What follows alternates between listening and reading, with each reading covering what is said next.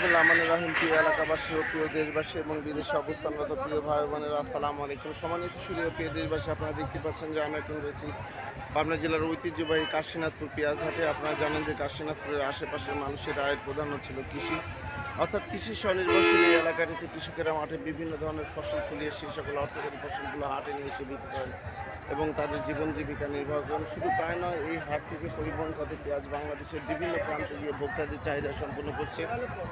এ পর্যায়ে আমরা কৃষকদের কাছে জানবো আজকে কাশীনাথপুর হাটে পেঁয়াজের সর্বোচ্চ পাইকারি বাজার কত যাচ্ছে।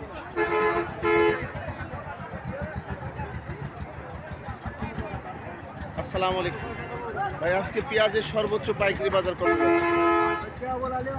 কাকা কত যাচ্ছে? কত কত ১৬০০ টাকা থেকে ১৭০০ টাকা মন, তাই তো? সম্মানিত সুধী ও প্রিয় দেশবাসী, বুঝতে পারছেন যে কাশীনাথপুর হাটে আজকে পেঁয়াজের সর্বোচ্চ পাইকারি বাজার যাচ্ছে ১৬০০ টাকা থেকে ১৭০০ টাকা মন। আমি আপনাদের মাঝে আবার আপডেট দিয়ে দিচ্ছি। আসসালামু আলাইকুম।